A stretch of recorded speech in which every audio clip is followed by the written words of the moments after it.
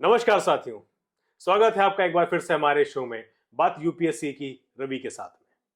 साथियों, UPSC civil services की परीक्षा के मेंस के रिजल्ट आ चुके हैं। कई कैंडिडेट इसमें अपना नाम इंटरव्यू लिस्ट के लिए शॉर्टलिस्ट कर चुके हैं और कई कैंडिडेट इस बार फिर रह गए हैं। साथियों, ऐसा क्या होता है कि प्री इतनी मेहनत करने के बाद में क्वालिफाई करते हैं बच्चे, तो साथ में मेंस की प्रिपरेशन करते हैं और मेंस अपीयर करते हैं। हालांकि मेंस खुद में लिखना बहुत बड़ी बात होती है, लेकिन जब मेंस क्वालिफाई नहीं होता है तो दुख भी ज्यादा होता है। तो ऐसी कौन सी स्ट्रेटेजी उन्हें फॉलो करनी चाहिए, ऐसे कौन से सब्जेक्ट्स उन्हें पिक करने चाहिए जहां पे वो कम एफर्ट्स में ज्यादा गेन कर सकते हैं। देखा जाए तो ऐसे बहुत सारे सब्जेक्ट्स हैं। उन्हीं में से आज कुछ सब्जेक्ट्स के बारे में हम अपने नए सब्जेक्ट एक्सपर्ट से बात करेंगे। आइए मिलते हैं हमारे आज के मेहमान राजकुमार मोने सर। स्वागत है सर आपका हमारे शो में। नमस्कार, धन्यवाद। सर, मैं चाहूंगा मेरे एस्पिरेंट्स को आप अपने बारे में थोड़ा सा इंट्रोड्यूस करें। नमस्कार साथियों, मेरा नाम राजकुमार मोने है। पिछले 22-23 साल से मैं यूपीएससी सिविल सर्विसेज के लिए सोशियोलॉजी और कुछ अन्य सब्जेक्ट्स भी पढ़ा रहा हूँ। अन्य सब्जेक्ट्स इसलिए कह रहा हूँ क्योंकि जब हमने पढ़ाना शुरू किया उस टाइम में एथिक्स, सी सैट वगैरह सब्जेक्ट्स हुआ नहीं करते थे। बिल्कुल। तो समय के साथ साथ एथिक्स जैसे सब्जेक्ट्स को भी पिक कर लिया। तो इनके उसके पीछे रीजंस हैं, आज के डिस्कशन में कभी पता चलेगा या किसी और डिस्कशन में फिर ये बातें रिवील होंगी। बिल्कुल। लेकिन प्रमुखतः मैं एक ट्रेंड सोशियोलॉजिस्ट हूँ, साथ में कुछ कॉर्पोरेट का अनुभव है और साथ ही में तकरीबन 2003 से मैं पढ़ा रहा हूँ सोशियोलॉजी। सर, 2003 से पढ़ा रहे हैं, काफी लंबा एक्सपीरियंस आपका रहा और इनमें कई तरह के एस्पिरेंट्स आपके मार्ग निर्देशन में जो है अपना फाइनल लिस्ट में नाम बनाए होंगे, चाहे वो स्टेट पीसीएस के एग्जाम्स रहे हों या यूपीएससी सिविल सर्विसेज रहा हो। सर, यदि मैं इस पूरे एंटायर सिलेबस की मैं बात करूं, तो जैसा कि आपने बताया कि आप एक ट्रेंड सोशियोलॉजिस्ट रहे हैं, तो अगर मैं सोशियोलॉजी ऑप्शनल के बारे में ही बात करूं, तो सर किस तरह से ये ऑप्शनल सब्जेक्ट खुद में एक बहुत बड़ा रोल प्ले करता है, ना सिर्फ इंटरव्यू कॉल के लिए बल्कि फाइनल लिस्ट में नाम बनाने के लिए। बेशक, बहुत अच्छा सवाल है और कई सारे स्टूडेंट्स को ये दुविधा तो रहती ही है कि कौन सा सब्जेक्ट हम लोग चुने। जी। तो सबसे पहले मैं अपनी बात रखते हुए शुरू करता हूँ। जब मुझे ऑप्शनल सब्जेक्ट चुनना था तब मैं खुद ही दुविधा में था और बल्कि एक दो विषय नहीं बल्कि 5 विषयों का चयन जो मैंने किया था, क्योंकि हमारे समय में 2 विषय रखने पड़ते थे। जो ऑप्शनल सब्जेक्ट्स हैं 2 हुआ करते थे। तो उस हिसाब से कई सारे सब्जेक्ट्स का हमने जो है गहन अध्ययन तो नहीं किया था, लेकिन एक प्राइमा फेसी सुपरफिशियल स्टडी करना शुरू कर दिया था। उसके बारे में थोड़ी सी इंट्रोडक्शन वगैरह लेना शुरू कर दिया था और कुछ सब्जेक्ट्स पे ऑलमोस्ट फ्रीज हो गए थे। लेकिन उसके बाद में कुछ ऐसे लोगों से मुलाकात हो गई जिसकी वजह से सोशियोलॉजी पर नजर पड़ी। Sociology was not one of the first optional subjects that I was considering. तो वो बाद में हुआ। डॉक्टर धनागरे, प्रोफेसर धनागरे जो कोल्हापुर यूनिवर्सिटी, शिवाजी यूनिवर्सिटी के वाइस चांसलर हुआ करते थे, किसी तरह उनसे मुलाकात हुई थी। मैं अपने कॉलेज में कॉलेज रिप्रेजेंटेटिव रहा करता था, यूनिवर्सिटी रिप्रेजेंटेटिव रहा करता था। तो यूनिवर्सिटी में जो फंक्शन हुआ था उसमें मुलाकात हो गई। तो वो हर एक से पूछ रहे थे, जिस तरह से कई मान्यवर पूछते हैं कि आपके एस्पिरेशंस क्या हैं। तो मैंने बताया, तो उन्होंने पूछा क्या ऑप्शन रखना चाहते हो, तो मैंने अपने ऑप्शनल सब्जेक्ट्स बता दिए। तो उन्होंने कहा have you not considered sociology? तो मैंने कहा सोशल स्टडीज। तो मेरा इग्नोरेंस इस हद तक था कि सोशियोलॉजी सब्जेक्ट के बारे में उसका नाम तक मैं नहीं जानता था। फिर प्रिपरेशन, खैर that was not the moment when I started studying sociology. फिर कुछ और महीने बीत गए और एक इस तरह के कैंडिडेट थे हमारे, कई साल सीनियर थे। महाराष्ट्र पीसीएस में उनका हो चुका था, महाराष्ट्र एमपीएससी में सिलेक्शन का हो चुका था, लेकिन यूपीएससी में हर बार आके रुकते थे और ये उनका लास्ट अटेम्प्ट होने वाला था। किसी कारणवश वो खुद फॉर्म नहीं भरना चाह रहे थे, लेकिन उनका फॉर्म उनके मित्रों ने भर दिया था पहले। जैसे आप जानते हैं एम्प्लॉयमेंट न्यूज में फॉर्म आता था तो उसको मैन्युअली भर के कर दिया करते। तो उनके फ्रेंड्स ने, खैर उनने साइन वगैरह कर दिया होगा। प्री उनका क्लियर हो गया और तब जाके उनकी आंखें खुली। उनको लगा कि अच्छा, अब तो मेरा प्री हो गया है, अब मुझे मेंस में लेकिन वो वाले सब्जेक्ट्स नहीं रखने हैं।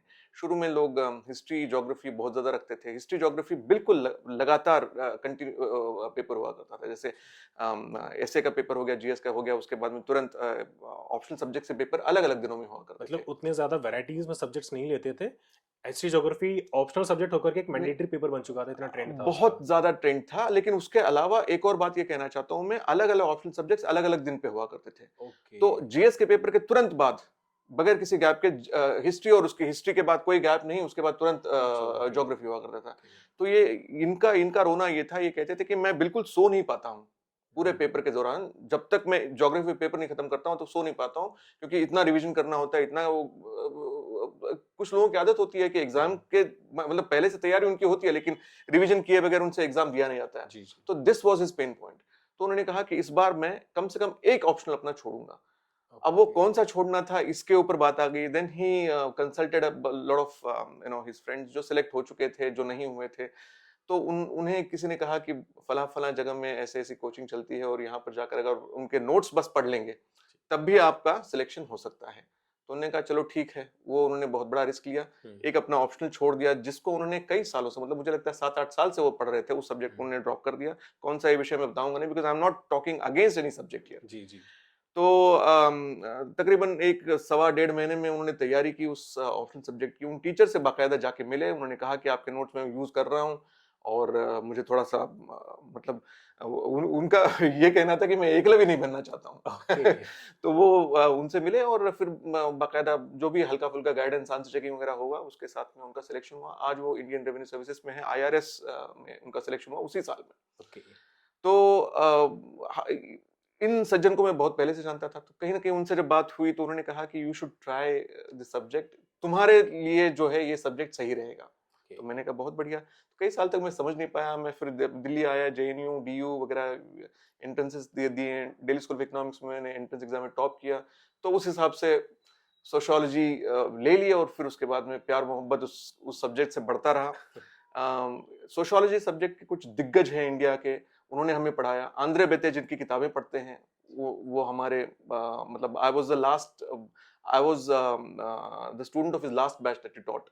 उसके बाद वो रिटायर हो गए, और फिर वंडरफुल। उसके, हाँ, तो उनके अलावा और कई सारे इस तरह के फेमस सोशियोलॉजिस्ट हैं। उनके उनसे उनसे रूबरू उनसे मुलाकात करना, उनके सिंपोजियम्स में, सेमिनार्स में बैठना, ये सब सौभाग्य प्राप्त हुआ। तो इस हिसाब से सोशियोलॉजी से जो है प्यार मोहब्बत बहुत ज्यादा ओके। एक अलग ही लेवल पर पहुंचा। लेकिन ये मेरा पर्सनल एक्सपीरियंस है। अब बाकी स्टूडेंट्स को किस तरह से सब्जेक्ट लेना चाहिए, क्या उसकी यूजिबिलिटी है, इसके लिए कुछ निकष है, कुछ क्राइटेरिया है, जो मैं समझता हूँ आज के परिप्रेक्ष्य में। जो हमारे टाइम में 2 ऑप्शनल सब्जेक्ट हुआ करते थे, दोनों को बैलेंस करना पड़ता था, बहुत सारे चैलेंजेस थे। अब के चैलेंजेस अलग हैं। अब का चैलेंज ये है कि ऑप्शनल सब्जेक्ट आपका ऐसा होना चाहिए जो आपका बहुत टाइम ना कंज्यूम करे। मैं एक एनालॉजी देता हूँ, थोड़ा सा किसी को सुपरफिशियल लगेगा, लेकिन आप इसको समझने की कोशिश कीजिए। जी। मान लेते हैं कि आप किसी रिलेशनशिप में हैं, ठीक है, या फिर शादी हो जाती है, तो आपके स्पाउस या गर्लफ्रेंड बॉयफ्रेंड बहुत ज्यादा अगर डिमांडिंग है, इतनी डिमांडिंग है कि आपके बाकी सारे रिश्तों से अगर आपको तोड़ के रख देते हैं, अगर काट के रख देते हैं, आपके साथ उनकी जो केमिस्ट्री है, जो बॉन्डिंग है, बहुत अच्छा है, बहुत सुख आनंद की प्राप्ति आप कर लेते हैं, लेकिन बाकी सारे रिश्ते अगर आपके कट करे जाते हैं, तो आप नुकसान में हैं। आप आपका जीवन जो है आप कॉम्प्रिहेंसिवली परिपूर्ण तरीके से जी नहीं पाएंगे। ठीक यही एनालॉजी यूपीएससी में है। अगर आपका ऑप्शनल सब्जेक्ट इतना उम्दा है, इतना बढ़िया है कि आपको बहुत बढ़िया मार्क्स दिला सकता है, कुछ स्कोरिंग, बहुत स्कोरिंग सब्जेक्ट्स होते हैं, लेकिन वो आपके अंदर के प्राण बिल्कुल निकाल लेता है, निचोड़ लेता है। और बाकी आपके सब्जेक्ट्स हैं, जैसे कि जीएस है, मैं आपका इशारा समझ गया। जीएस है, ऐसे है, आपके इंटरव्यू की प्रिपरेशन है, मतलब बाकी किसी भी चीज के लिए फोकस करने का वक्त ही नहीं छोड़ पाता है। जी जी। तो फिर क्या हो जाता है कि आप जीवन में, मतलब यूपीएससी में यहाँ पर सक्सेसफुल नहीं हो सकते। मार्क्स आ जाएंगे उस ऑप्शन सब्जेक्ट में, लेकिन बाकी सब्जेक्ट से क्या। तो कुछ लोग मैनेज कर पाते हैं क्योंकि उनका एप्टीट्यूड होता है, लेकिन जिनको अपने एप्टीट्यूड के बारे में नहीं पता है, या फिर जनरल कैंडिडेट्स हैं, भले इंजीनियरिंग बैकग्राउंड हो, चाहे कॉमर्स बैकग्राउंड हो, चाहे साइंस में मेडिकल फील्ड से क्यों ना हो, बहुत तादाद पर ये स्टूडेंट्स ये वाला सब्जेक्ट लेते हैं। इसके रीजंस क्या हैं? तो इसके रीजंस ऐसे हैं कि ये जिस समाज में हम रहते हैं, उस समाज के बारे में हम काफी कुछ जानते हैं। तो एक तो फेमिलियरिटी लोगों को लगता है कि है, इजी टू ग्रास्प है। सब यूपीएससी ने जो सिलेबस बनाया हुआ है वो प्रिसाइज और कंसाइज है, दोनों भी। कंसाइज और प्रिसाइज, इसका डेफिनेशन आप देखिए किस तरह से है कि जितना सब्जेक्ट, जितना सिलेबस दिया हुआ है, उतने में ही, उतने के ऊपर ही क्वेश्चंस आते हैं, बहुत out of the syllabus questions आते नहीं है। दूसरा ये है कि छोटा है, बहुत ज्यादा बड़ा सिलेबस नहीं है, लेकिन कुछ इससे भी छोटे सिलेबस वाले सब्जेक्ट्स हैं लेकिन वहां पर आदमी अक्सर धोखा खा जाता है। सिलेबस तो बहुत छोटा दिखता है, लेकिन उसका वास्टनेस बहुत ज्यादा है। मतलब एक शब्द के पीछे बहुत सारी कहानियां हैं। Exactly. जिस तरह से एथिक्स का अगर आप सिलेबस देखें तो वहां पर खाली कहा गया है कि फिलोसोफर्स, तो फिलोसोफर्स कौन से फिलोसोफर्स, ये हमें नहीं पता है। हर फ्रॉम subjects के India philosophers. And the world, India and the world, तो एथिक्स में बहुत हद तक आपको जो है अलग अलग फिलोसोफर्स की स्टडी करनी पड़ती है। Anyways that's subject that's mandatory for everyone. Sociology में यूं हो जाता है कि सब सिलेबस कंसाइज और प्रिसाइज है। साथ में इस समाज में जिसके बारे में हम काफी कुछ जानते हैं, बहुत कुछ जानकारी हमको होती है, इसी को अगर हम टेक्निकली अगर देखने की कोशिश करें, एक कहावत है कि we do not see things as they are, we see things as we are. हम अपने पर्सपेक्टिव से चीजों को देखते हैं। सोशियोलॉजी क्या करता है? सोशियोलॉजी एक नया पर्सपेक्टिव देता है आपको। Sociology gives you a perspective to understand others and the society without being judgmental, without judgment, without any prejudice, without any bias, without being judgmental. तो उसमें आपको सिविल सर्वेंट बनने के बाद में करना क्या है? आपको समाज को जो हमारा राष्ट्र है, समाज है, जनता है, इनकी भलाई के लिए सर्विस प्रोवाइड करनी है। तो जब तक आप उनको समझेंगे नहीं, हमारे खास करके भारत देश में इतनी सारी जातियां हैं, जनजातियां हैं, धर्म हैं, इतनी डाइवर्सिटी है, मतलब हमारी जो एक विशेषता है वही है डाइवर्सिटी। तो डाइवर्सिटी को समझेंगे कब? जब आप उस समाज को समझेंगे। लेकिन हम लोग जिस तरह से बड़े होते हैं, मैं सभी के बारे में बात कर रहा हूँ, सारे धर्म और सारी जातियों के बारे में मैं बात कर रहा हूँ, हम सब लोग अपने अपने हिसाब से कुछ बायसेस के साथ में बड़े होते हैं। बिल्कुल। लेकिन सोशियोलॉजी में आके वो उन बायसेस को आप ड्रॉप करते हैं, and then you try and understand society as it is rather than trying and interpreting it as you are or as you have been brought up. तो जिस तरह से आपकी जो आपका लालन पोषण हुआ है, जिस तरह से आपके अंदर एटीट्यूड्स फॉर्म हुए हैं, उन सबको ड्रॉप करके आप न्यूट्रली देखना शुरू करते हैं। ये बहुत जरूरी होता है किसी भी इंसान के लिए, खास करके उन प्रशासकों के लिए, एडमिनिस्ट्रेटिव सर्विसेज के ऑफिसर्स के लिए, क्योंकि उनके हाथ में बागडोर है देश की, राष्ट्र की, समाज की। अगर ये लोग अगर वैल्यू न्यूट्रल नहीं रहें, अगर ये लोग अनप्रेजुडिस्ड, इम्पार्शियल नहीं रहें, तो समझ लीजिए देश जो है बड़ी मुश्किल में आ जाएगा। बिल्कुल। तो ये एक बहुत बड़ा पर्सपेक्टिव है। ठीक है, अब ये तो हो गई सारी चीजें, मतलब बड़ी बड़ी बातें अगर लोग कहें। बिल्कुल। अब what's in it for me, लोग कहेंगे अरे वो सब छोड़िए आप बातें, आप ये बताइए कि इस ऑप्शनल सब्जेक्ट को मुझे लेना क्यों है, मुझे उससे फायदा क्या होगा। हाँ, बिल्कुल। तो अब इस मुद्दे पर आते हैं। I am sorry, I am cutting your question. नहीं, एक्चुअली जो बातें आप कह रहे हैं ये बहुत इंपॉर्टेंट है हर एक उस एस्पिरेंट के लिए जानने के लिए जो ना सिर्फ यूपीएससी की प्रिपरेशन कर रहा है या कुछ अटेम्प्ट्स दे चुका है, बल्कि उस एस्पिरेंट के लिए भी जो अभी अपने घर पे बैठ के सिर्फ प्लान कर रहा है जी। जो अभी ग्रेजुएशन कर रहा है या जो भी अपनी प्रिपरेशन ग्रेजुएशन पोस्ट ग्रेजुएशन में है, बट उसकी बकेट लिस्ट में है कि हाँ मुझे यूपीएससी भी करना है, एक अटेम्प्ट देना चाहिए। तो अगर अटेम्प्ट देना चाहिए तो उसके लिए उसको ऑप्शनल भी प्रिपेयर करना पड़ेगा। Absolutely. और उसमें भी अगर सोशियोलॉजी के बारे में इतना डेप्थ में अगर आप बता रहे हैं तो डेफिनेटली आई थिंक ये ऑब्वियसली न्यूट्रलिटी तो मैंडेटरी है। और मैं समझता हूँ कि ना सिर्फ प्रशासकों के लिए सभी पैमानों पर न्यूट्रल होना जरूरी है, बल्कि being a citizen of India जो हमारा एक मूल दायित्व भी है हमारे देश के प्रति, हर एक संप्रदाय के प्रति, कि हमें भी एक न्यूट्रल होकर के किसी भी चीज का पहले तो कॉज जानना है। बिल्कुल। और कॉज जानने के बाद में उसका सोल्यूशन क्या होना चाहिए उस पर बात करनी, ना कि जो भूतकाल में हो चुका है उसके बारे में आज भी हम जो है कहानियां गढ़े, उसका कोई मतलब नहीं बनता। बेशक। इससे रिसोर्सेज वेस्ट होंगे, टाइम वेस्ट होंगे। बिल्कुल। तो सोशियोलॉजी कहीं ना कहीं एक, मुझे लगता है जैसा कि जितना मैंने आपकी बातों से समझा, वो एक दर्पण है। बिल्कुल। वर्तमान का दर्पण है, भविष्य को सुचारू रूप से, सुदृढ़ रूप से बनाने का। और यदि एक एस्पिरेंट इसको अपना सब्जेक्ट लेता है तो आई एम श्योर कि वो ना सिर्फ उस सिलेबस के पर्सपेक्टिव पे सब्जेक्ट की अंडरस्टैंडिंग ही नहीं करता, बल्कि कहीं ना कहीं वो इस देश की जो ग्रास रूट लेवल की जो चैलेंजेस हैं और जो उन चैलेंजेस के जो सोल्यूशंस हैं ऑटोमेटिकली बना लेता है। बिल्कुल। That is why they all been called as an administrators. Absolutely. बिल्कुल बिल्कुल सही है आपका।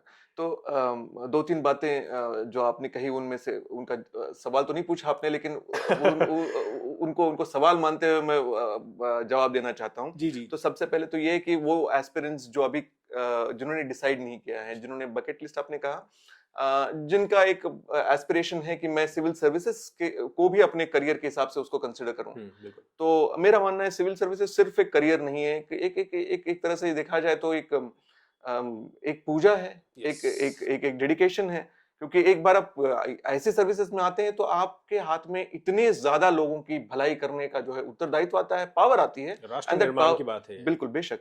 और वो that power comes with a great amount of responsibility, और वो रेस्पॉन्सिबिलिटी आप तभी, उत्तरदायित्व तभी आप निभा पाते हैं जब आपको इस देश के बारे में, समाज के बारे में पता हो। बिल्कुल। अगर नहीं पता है तो फिर आप समझ लीजिए कि कुछ गलत हाथों में फिर ये देश चला वो जाता है। कहावत है ना कि अगर पावर सप्लाई ज्यादा हो जाती है तो बल्ब फ्यूज हो जाता है। फ्यूज हो जाता है, बिल्कुल बेशक। तो वो छोटी सी बात है, लेकिन यस। नहीं, बिल्कुल सही बात है।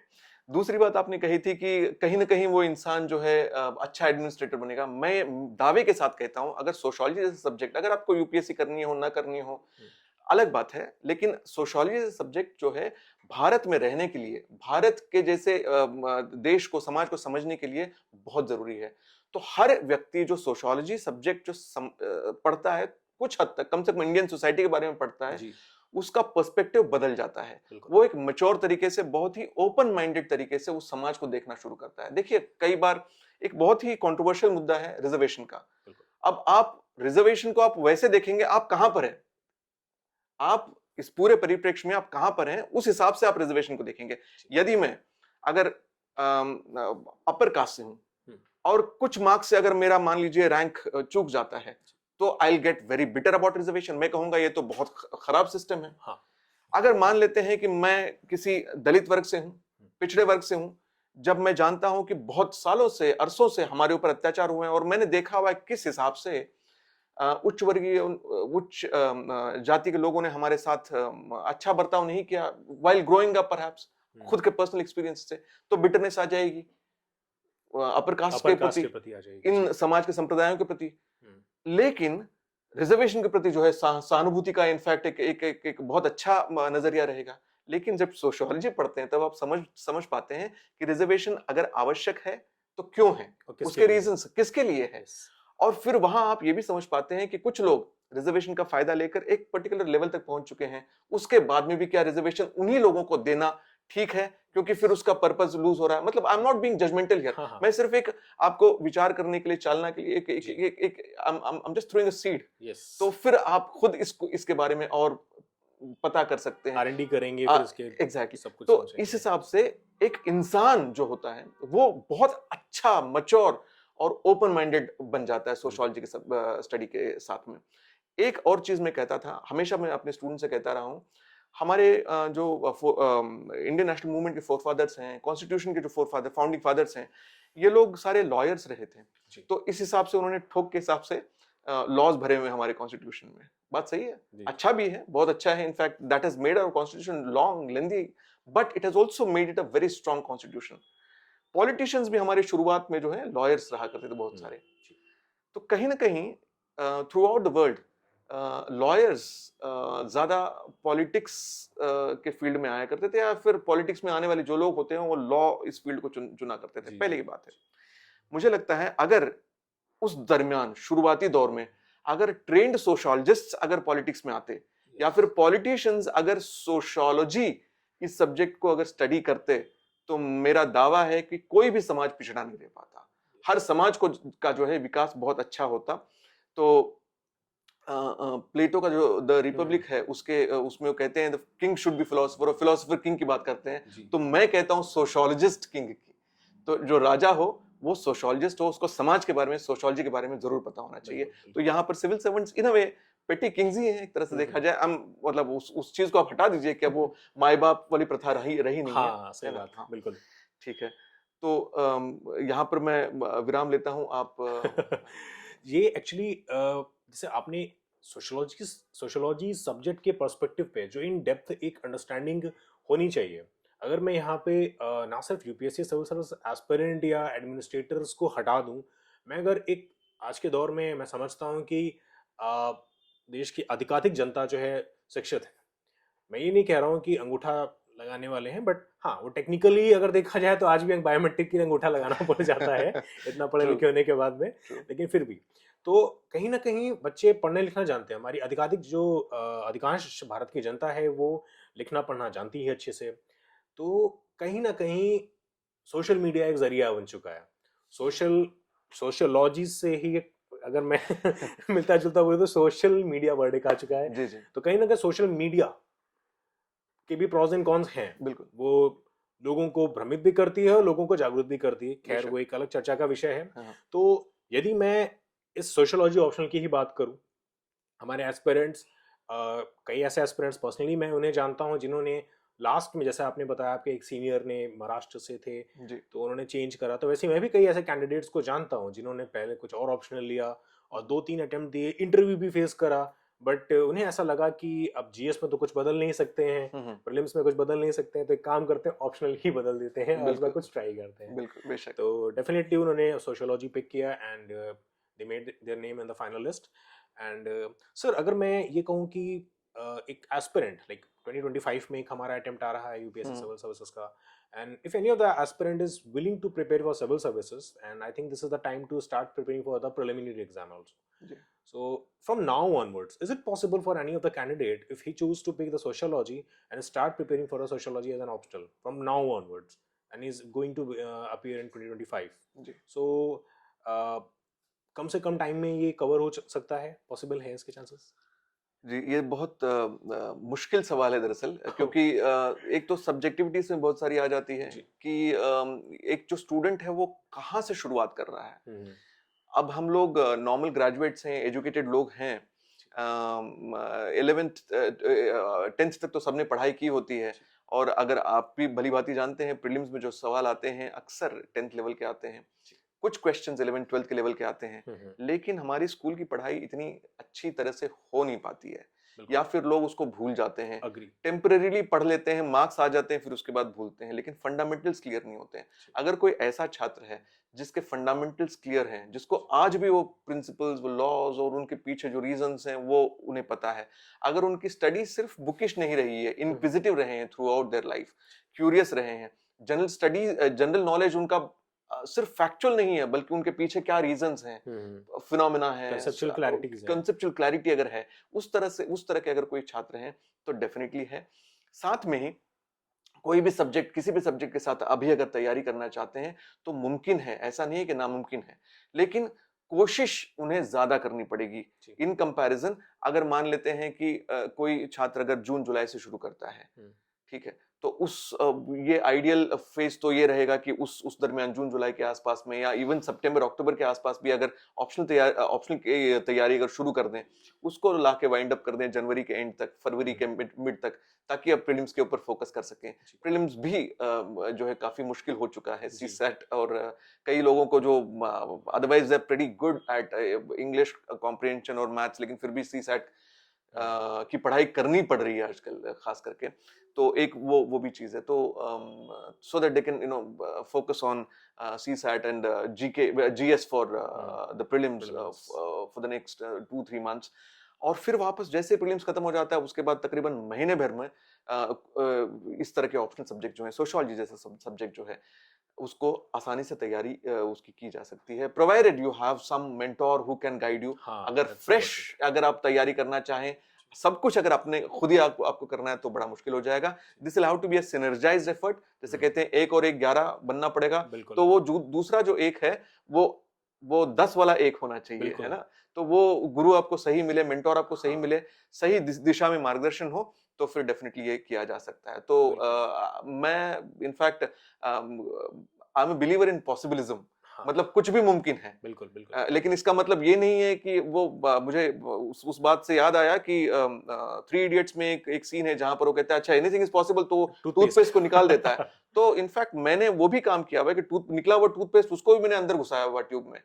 तो जी, मतलब it's a very pity thing to claim, but कहने का मतलब है this talks about my spirit कि हाँ कुछ भी मुमकिन है, कर सकते हैं आप अगर क्योंकि अगर किसी के पास मान लीजिए 10 साल भी अगर दे दिए जाएं तो कोई गारंटी तो नहीं है कि यूपीएससी सिविल क्लियर करेंगे। ठीक है, सही वक्त पे सही जगह पे आपका रहना और सही काम करना जरूरी है। So you need to be at the right place at the right time and you need to do the right thing, which of course includes right kind of guidance.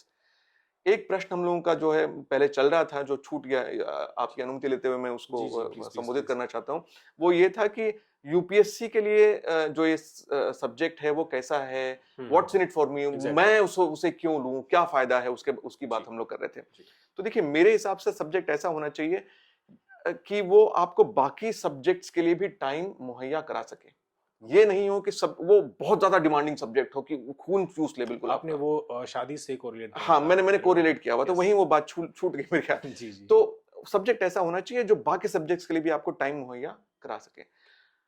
साथ में वो सब्जेक्ट ऐसा भी होना चाहिए जिससे कहीं ना कहीं थोड़ा थोड़ा फायदा हो जीएस सके, पेपर्स मतलब में। कंपैटिबिलिटी विथ, मतलब ये हाँ, हो कि अगर आपकी वाइफ है तो आपकी सिस्टर के साथ उसकी कंपैटिबिलिटी हो। ये नहीं हो यस, कि सभी लोगों के साथ हो, लेकिन कुछ तो सब्जेक्ट्स हो जिनके साथ, कुछ बिल्कुल, तो सब्जेक्ट्स हो, कुछ तो रिलेटिव्स हो जिनके साथ में उनका जो है रिश्ता ठीक रहे, बिल्कुल। अच्छा रहे, जी, दोस्ती बनी रहे, ताकि जो है घर का माहौल अच्छा घर का बने। माहौल अच्छा रहे, बिल्कुल। है ना। तो ये नहीं होना चाहिए कि भाभी और क्या है, I miss the word, Devrani Jethani, देवरानी नहीं है, क्या कहते हैं, ननद भाभी, ननद और भाभी, ननद सॉरी, और हाँ, भाभी, इसको इतना कट कर दीजिएगा, सॉरी। ननद और भाभी में। हाँ, तो ये ना हो कि ननद और भाभी में लड़ाई चल रही है और उसमें पति पिस रहा है, या फिर it can be the other way around also, बिल्कुल, साला और जीजा में भी लड़ाई हो सकती है ना। बिल्कुल, तो इस बिल्कुल। तरह से किसी का भी स्पाउस हो। तो मैं ये चाहता हूं कि सब्जेक्ट ऐसा हो जिसका कहीं ना कहीं और फायदा हो, उसकी कंपैटिबिलिटी। तो मैं अब गिनाने शुरू कर देता हूं। नाउ आई बिल्कुल। Am trying to sell this oh subject to my you, लेकिन गॉड! एक्चुअली सच्चाई है, आप जाके वेरीफाई कर सकते हैं, वैलिडेट कर सकते हैं मेरे मेरे क्लेम्स को। जी।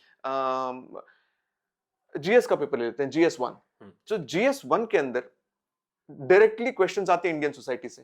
हाँ, पेपर टू जो सोशियोलॉजी ऑप्शन ऑप्शन का जो सब्जेक्ट का नाम है, उसका नाम ही है Indian society.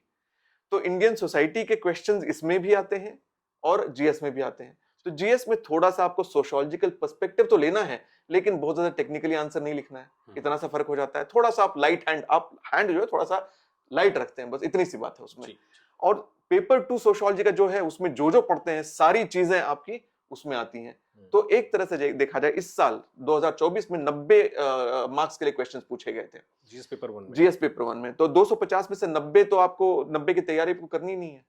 If you are a student of sociology, हुँ, पेपर टू अगर आप तैयारी कर रहे हैं, करेंगे ही आप, जाहिर सी बात है, 200 250 मार्क्स के क्वेश्चंस हैं, वो मार्क्स। 250 मार्क्स के लिए वो पेपर है, कोई भी ऑप्शन टू। तो आपकी तैयारी वैसी ही होगी उसकी, ठीक बिल्कुल। है। तो बहुत हद तक वहां फायदा हो जाता है। पेपर टू में, जीएस पेपर टू में, फिर वहां पे सोशल जस्टिस वगैरह के कुछ क्वेश्चंस आते हैं। जी। हालांकि है वो स्फीयर आपका पॉलिटी, कॉन्स्टिट्यूशन, हुँ, हुँ। पॉलिसीज वगैरह, सब चीजों को लेकर, लेकिन यहाँ पर भी आपको फायदा होता है क्योंकि ओवरलैप है, बहुत नहीं है लेकिन थोड़ा सा है। 30-40 मार्क का फर्क वहां पर भी पड़ जाता है थीम्स जरूर। काफ़ी कोरिलेट थीम्स करती हैं। बहुत कोरिलेट होती है, डेटा कोरिलेट होता है, उसका डेटा यहाँ पर यूज होता है, इसका डेटा वहां यूज होता जी, है। जी। तो डेफिनेटली उसमें बहुत बहुत हद तक फायदा होता है, हुँ, लेकिन 90 नहीं है, यहाँ पर 30-40 मार्क्स का है। 30-40 मार्क्स है। ठीक है। अब आते हैं पेपर जीएस थ्री में कुछ खास नहीं है, कुछ डेटा है, इकोनॉमिक क्वेश्चन वगैरह आते हुँ, हैं, तो वो भी ओवरलैप है, ऐसा नहीं है, जी, लेकिन वो किसी साल हो सकता है, किसी साल नहीं नहीं होगा। भी हो सकता है। किसी साल ऐसे लगता है, अरे ये क्वेश्चन तो इंडियन इकोनॉमी का है, लेकिन ये पेपर वन में क्यों पूछा गया। तो रिलेशनशिप है हाँ, सोशियोलॉजी, सोसाइटी और इकोनॉमी में। यस। फॉर एग्जांपल, मैं गिग इकोनॉमी के बारे में क्वेश्चन पूछा गया था, हाँ, गिग क्रिप्टो इकोनॉमी। करेंसी के बारे में क्वेश्चन पूछा गया था। ये क्वेश्चन आया था पेपर वन में। पेपर वन में पूछने का क्या मतलब है, इसका मतलब यह है कि उसको सोसाइटी से। सोशियोलॉजिकल पर्सपेक्टिव से उसको देखा जा एग्ज़ैक्टली, रहा है। Societal perspective. सोशल इंपैक्ट के ऊपर, सोसाइटी के ऊपर जो इंपैक्ट हो रहा है उसके हिसाब से उसको जानना चाह रहे हैं। हुँ, हुँ। तो इंटर डिसिप्लिनरी अप्रोच को अगर जो छोड़ देगा, उसका यूपीएससी में कुछ नहीं हो सकता है। जी, इंटर डिसिप्लिनरी अप्रोच आपको रखना ही रखना पड़ेगा बिल्कुल, आपको। बिल्कुल। तो खैर, पेपर थ्री में मैं कह रहा था, जीएस पेपर थ्री में डायरेक्ट इतना ज्यादा नहीं है, लेकिन है। अब आते हैं पेपर फोर पे, एथिक्स, इंटेग्रिटी एंड एप्टीट्यूड। ये जो हुँ, पेपर है वो कैसे बना है, इस सब्जेक्ट में फिलॉसफी है, इस सब्जेक्ट में पब्लिक एडमिनिस्ट्रेशन है, हुँ, इसमें साइकोलॉजी है और सोशियोलॉजी है। हुँ, बल्कि पूरे पेपर में हर क्वेश्चन में, हर टॉपिक में सोशियोलॉजी का थीम है ही है। और जब आप आंसर लिखेंगे तो एक सोशियोलॉजिकल पेन से अगर आप लिखेंगे हुँ, या सोशियोलॉजिकल लैंग्वेज के हिसाब से लिखेंगे, हुँ, हुँ। सोशियोलॉजी का स्टूडेंट है उसके पर्सपेक्टिव से अगर लिखेगा, तो उसके मार्क्स में इजाफा डेफिनेटली होगा ही होगा। ये मेरा देखा हुआ है, हमने इसको अनुभव किया हुआ है। हमने ऐसे 2-3 स्टूडेंट्स को अलग अलग देखा हुआ है, जिनका कोई टेक्निकल सब्जेक्ट था, टेक्निकल मतलब उनका साइंस का सब्जेक्ट था, और सोशियोलॉजी किसी का था। दोनों की पकड़ अच्छी थी एथिक्स पे, लेकिन जब लिखने बैठ जाते थे तो समझ में आता था कि नहीं, सोशियोलॉजी का जो स्टूडेंट है वो ज्यादा बेहतर अच्छे तरीके से लिख पा रहा है। तो देखिए मैंने फायदे गिना दिए, जीएस पेपर 1, जीएस पेपर 2 और 4। 3 में है लेकिन मैं क्लेम नहीं कर रहा हूं यहाँ पर, क्योंकि हर साल नहीं होता है। अब आते हैं पेपर ऐसे पेपर पर। ऐसे में दो क्वेश्चंस पूछे जाते हैं, 2 एसेज लिखने होते हैं। उन दोनों एसेज में से कम एक ऐसे ऐसे होगा, कम से कम एक ऐसे हर साल ऐसे होगा जो सोशियोलॉजी के स्टूडेंट को कुछ ज्यादा तैयारी करने की जरूरत ही नहीं है। उसके पास सारा डेटा ऑटोमेटिकली तैयार होगा और उसको बस जाके लिखाना है। मतलब 125 मार्क्स और 90 मार्क्स, 30-40 मार्क्स और जोड़ लीजिए उसमें, 120 मान लेते हैं, 125 कर लेते हैं, राउंड ऑफ कर लेते हैं। और 125 मार्क्स का एक ही ऐसे में मान रहा हूं, दूसरे ऐसे को छोड़ दे रहा हूं मैं, तो 125 और, तो आपके 250 मार्क्स, 1000 में से 250 मार्क्स की तैयारी आपकी सोशियोलॉजी की तैयारी करते करते हो जाती है। दैट मींस अराउंड 1000 में से 250 हो गए एंड 500 मार्क्स आपके सोशियोलॉजी के हो गए। तो एक तरह से आपको, बाकी सब लोग तो तैयारी करें 1750 मार्क्स की, आप सोशियोलॉजी सब्जेक्ट लेते हैं तो आप 1500 मार्क्स की तैयारी कर रहे हैं। तो एक चीट शीट है, लेकिन ये सच्चाई, इसको आप वेरीफाई कर सकते हैं। एक और, अब इसके बाद में इससे ज्यादा इंपॉर्टेंट बात, इंटरव्यू को लेकर बहुत ज्यादा भ्रांतियां हैं लोगों में। लोग सोचते हैं पता नहीं क्या है, लोग कहते हैं तुम फलाना इस तरह कपड़े पहन के जाओ, ये करो, वो करो, बहुत सारी तैयारियां होती हैं, यूं देखो। मैं कहता हूं इंटरव्यू का नाम जो है उसका नाम है पर्सनालिटी टेस्ट। तो आपकी व्यक्तित्व के बारे में, आपकी पर्सनालिटी को जांचा जा रहा है कि आप एक सिविल सर्वेंट के तौर पे आप ठीक रहेंगे कि नहीं रहेंगे। हालांकि उनके रिकमेंडेशन, मतलब अगर आपने कम मार्क्स भी स्कोर कर लिए, लेकिन अगर आपके मेंस में बहुत ज्यादा मार्क्स है, फिर भी आपका सिलेक्शन हो सकता है, लेकिन आपके रैंक हो सकता है चूक जाए, आपको जो सर्विस चाहिए वो ना मिले। लेकिन इंटरव्यू एक ऐसा बॉल गेम है जिसमें तैयारी आप आज से कर सकते हैं, अभी से कर सकते हैं। बिल्कुल। क्यों? क्योंकि पर्सनालिटी टेस्ट का मतलब है आपकी पर्सनालिटी को एनहांस करने के लिए, उसको डेवलप करने के लिए सिर्फ आपकी जरूरत है। आपको वो दिल में वो ख्वाहिश जो है लाना जरूरी है। You do not need anybody else to develop your personality. कोई आपके हाथ पकड़े नहीं बैठा हुआ है, किसी किताब की जरूरत नहीं है आपको उसको तैयारी करने की। क्योंकि ज्यादातर जो क्वेश्चंस आते हैं, आपने देखा होगा डैफ में भी जो क्वेश्चंस पूछे, जो क्वेश्चन आता है, जो भरा जाता है, उसमें किसके बारे में क्वेश्चंस होते हैं? क्या ये पूछा जाता है कि मोदी जी कब प्रधानमंत्री बने, या पहला प्रधानमंत्री, who was the first prime minister of India? Questions होते हैं आपके बारे में, सिर्फ आपके बारे में, कि आप अपने आप को कितना जानते कि हैं, आप अपने आप को कितना जानते हैं, और आप उस ड्राफ्ट में जो लिख रहे हैं और उसके हिसाब से आप अपने बारे में, मतलब मैं उसको कॉन्सेंट्रिक सर्कल के हिसाब से समझता हूं। आप खुद, उसके बाद में आपका परिवार, आपके परिवार के बाद में फिर आपके आसपास का जो कस्बा है, गांव है, आपका शहर है, क्षेत्र है, आपका डिस्ट्रिक्ट है, राज्य है, फिर देश है, फिर रीजन है। इसको आप कितनी अच्छी तरह से जानते हैं। अगर दिल्ली में आज पोल्यूशन हो रहा है तो उसके कारण क्या है? अगर आप दिल्ली में रह रहे हैं, अगर दिल्ली में अगर आप ढोलपुर हाउस आके इंटरव्यू देते हैं, तो आप उसके बारे में जानने की कोशिश नहीं करेंगे। इंडिया का कैपिटल, बहुत सारे लोगों को एग्जैक्टली नहीं पता है कि इंडिया का कैपिटल क्या है। हाँ, सही बात है। ठीक है, वो उसका जवाब हम ना दें, आप जाके, मतलब जो हमारे ऑडियंस से जाके खोजे तो ज्यादा अच्छा है। बहुत छोटा सा डिफरेंस है, लेकिन टेक्निकली अगर देखा जाए तो लोगों को बहुत सारी चीजों के बारे में जो है जानकारी नहीं होती है। तो मैं ये कहना चाहता हूं कि आप आज से ही इंटरव्यू की तैयारी शुरू कर सकते हैं अपने बारे में जानते हुए। अब सोशियोलॉजी का रोल क्या है? सोशियोलॉजी तो आपको आपके समाज के बारे में बताएगा। आप कौन हैं, यहां से शुरुआत हो जाती है। जब सोशियोलॉजी आप पढ़ते हैं तो आप अपने पुरखों के बारे में, अपने पुरखे सिर्फ आपके कुटुंब के नहीं बल्कि पूरे देश के जो पुरखे हैं उनके बारे में भी हम लोग जानते हैं। हम कहां से आए, किस तरह की जनजातियां हैं, क्या क्या हमारे यहाँ पर जातियां हैं, कौन से धर्म हैं, कितनी अलग अलग तरह के जो है भाषाएं, बोलियां यहाँ बोली जाती हैं, डाइवर्सिटीज कितनी है। डाइवर्सिटी होने के बावजूद यूनिटी है। यूनिटी हमारे ऊपर फोर्स अपॉन नहीं है, अंदर से यूनिटी है। बिल्कुल। इसके लिए मैं एक एग्जांपल मतलब अक्सर मैं एनालॉजी देता हूँ। यूनिटी इन डाइवर्सिटी की जब बात होती है तो मैं कहता हूं कि देखो, हमारे अंदर ऐसी यूनिटी जैसे लड्डू में होती है। लड्डू में जिस तरह से लड्डू में चाशनी डाली जाती है, चाहे जिस भी चीज का लड्डू हो, उसके अंदर कुछ ना कुछ तो चाशनी की जरूरत होती है ना, स्टिकीनेस की जरूरत होती है। तो वो स्टिकीनेस जो है हमारे अंदर है, ऑलरेडी मौजूद है, बस उसको थोड़ा सा ऊपर से दबाना पड़ता है, हल्का सा उसको शेप देना पड़ता है। वो काम जो है हमारा कॉन्स्टिट्यूशन करता है। हमारी जो कलेक्टिव जो पास्ट हमारी है, हम सब लोगों के पुरखों का लहू जो इस मिट्टी में मिला हुआ है, वो सब कुछ जो है वो ऊपर से फोर्स करके प्रेशर लगाकर उसको बांधने की कोशिश करता है। तो इस तरह से जब हम सोसाइटी को, हमारे समाज को समझने की कोशिश करते हैं, तो इंटरव्यू में भी आपको बहुत हद तक आसानी हो जाती है। You become so vocal, you become so comfortable in putting across your points, क्योंकि आपने सोशियोलॉजी में यही किया है, आर्टिकुलेट किया है, आर्ग्यूमेंट्स आपने पुट फोर्थ किए हुए हैं, अलग अलग पर्सपेक्टिव्स को आपने समझा है। तो आप यूनिडायरेक्शनल नहीं है, आपका दिमाग जो चल रहा है अलग अलग पर्सपेक्टिव्स को, मल्टी डिमेंशनल हो चुका है। Man is not an unidimensional person, unidimensional animal. बहुत अलग अलग आयाम है हमें, और हमारे देश के, समाज के हर चीज के आयाम हम समझ जाते हैं सोशियोलॉजी समझ रहे हैं। तो इस हिसाब से मैं समझता हूं कि इंटरव्यू में बहुत ज्यादा हद तक सोशियोलॉजी के स्टूडेंट्स को तैयारी करनी नहीं पड़ती है। हाँ, अलग अलग फैक्ट्स हैं, रिपोर्ट्स वगैरह हैं, इन सारी चीजों की तैयारी करनी है जो सबको करनी है, उनका अवेयरनेस रखना पड़ता है, लेकिन घबराहट नहीं होती है सोशियोलॉजी के स्टूडेंट्स में। तो इस तरह से मुझे लगता है कि ये एक विन विन सब्जेक्ट है, और हर एक बैकग्राउंड का स्टूडेंट इसको ले सकता है। इंजीनियरिंग के जिनका एग्जांपल मैंने लिया था एक्चुअली इंजीनियर थे, IRS जिनका मैंने एग्जांपल लिया। I know doctors who have taken this subject. I have had students, in fact मेरे शुरू के स्टूडेंट्स 2 लोग इंजीनियर ही थे, तो बड़ा उन्होंने तय कर लिया था कि हमको सोशियोलॉजी लेना ही लेना है, उनको कन्विंस नहीं करने की जरूरत थी। लेकिन इंजीनियरिंग बैकग्राउंड होने के बाद सोशल साइंसेस का बैकग्राउंड नहीं था, तो थोड़ा सा मुश्किल हो जाता है उनको समझाना, उनको उस पेज पे लाना। लेकिन once they are very comfortable. तो अपने एप्टीट्यूड के हिसाब से भी आपको देखना पड़ेगा कि आपका एप्टीट्यूड कहाँ पर है। एग्जैक्टली। सो ओवरऑल अगर देखा जाए तो अगर कोई भी कैंडिडेट, डजंट मैटर वो फर्स्ट अटेम्प्ट देने के लिए प्लान कर रहा है या उसने अटेम्प्ट दे लिए हैं और अभी तक फाइनलिस्ट में नाम नहीं आ पा रहा है, तो अगर सोशियोलॉजी ऑप्शनल वो अपना पिक करता है तो उसको जीएस पेपर्स में भी हेल्प मिलेगी, एसए में भी मिलेगी, एंड ऑप्शनल तो है ही है। साथ ही साथ पर्सनालिटी टेस्ट, जैसे आम भाषा में इंटरव्यू कहते हैं, उसमें भी हेल्प मिलने वाली है। And most important thing is that कि 3 स्टेजेस का एग्जाम है, इसको एक बार में ही क्वालिफाई करना है, इंस्टॉलमेंट्स में नहीं क्वालिफाई करना होता है।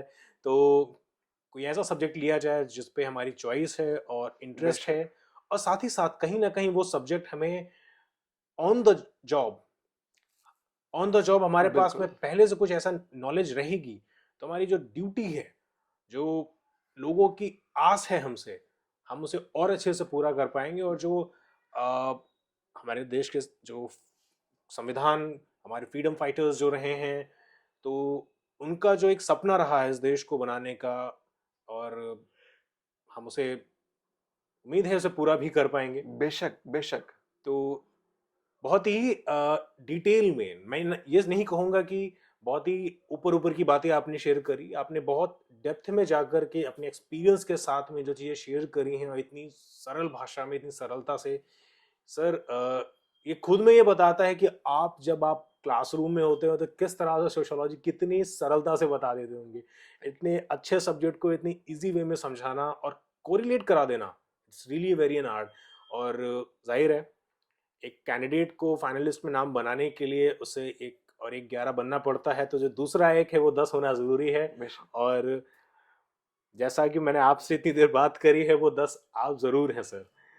एंड आई रियली विश कि जो भी कैंडिडेट्स इस वक्त इंटरव्यू के लिए अपनी प्रिपरेशन कर रहे हैं, पर्सनालिटी टेस्ट के लिए आपके टच में हैं, वो फाइनलिस्ट में नाम बनाएं। और बाकी कैंडिडेट्स, प्रिपरेशन हमें खुद ही करनी पड़ती है, मेहनत हमें खुद ही करनी पड़ेगी।